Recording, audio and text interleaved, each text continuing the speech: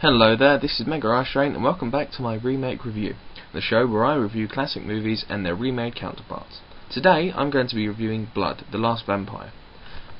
I realise that the movie was more of an adaptation of the anime than remake, but I'd still like to run you through my comparison.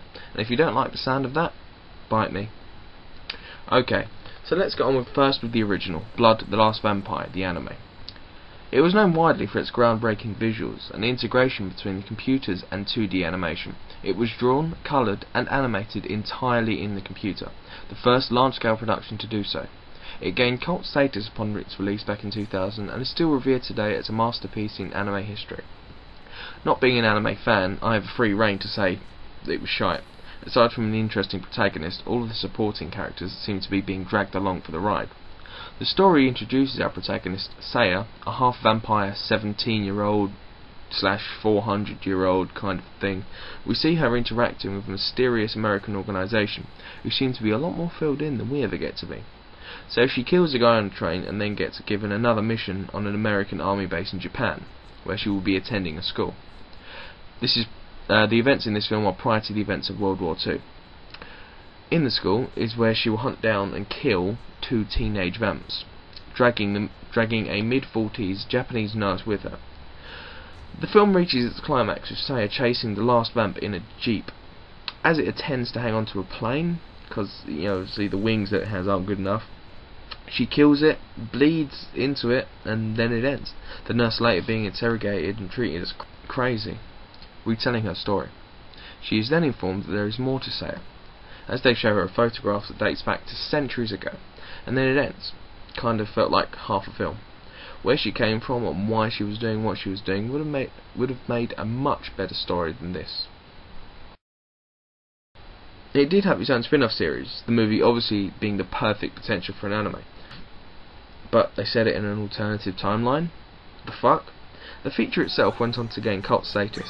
I'm here to tell all non-anime fans, don't believe the hype. It's a fantastic looking piece that cuts out any part of the story that could be remotely interesting. Let's move on to the live action movie. Ooh dear. Taking obvious themes such as the young vamp attending school and the 40-year-old nurse who's turned into a teenage white girl, obviously got to have white people in jeopardy, or the West won't watch, obviously. As for the main actress, they had a Japanese actress who really did look the part. Then again, most young Oriental girls would have, in the school uniform. However, to have been more loyal to the feel of the anime, I believe a young Japanese American girl would have suited the part better, mainly because her speech and dubbing is terrible. The plot takes us deeper into the universe and attempts to bulk it out a bit more, adding conflicts with young white girl and general father, I'm guessing to add appeal to the teenage audience, and of course adding to Saya's backstory, which 1 takes away from every piece of integrity they built up in the first act, and 2 just sucks. We end up with something not quite Kill Bill, not quite Star Wars, not quite Crouching Tiger, but the worst of all 3 of those movies. The vampires themselves looking like Abe from Abe Odyssey and Shrek's bastard love child. The people in the cinema were actually laughing at the transformation sequence. Overall, I think we were sold a lemon. The trailers and premise seem to be hinting at more of a young female Blade type character. The original, while beautiful to look at and obviously an animation triumph, leaves us wanting more. The creative team behind the animated series 5 years later obviously dropping the ball on that one, whereas the live action team seem to have crammed too much in. We don't have time to like or care about the characters.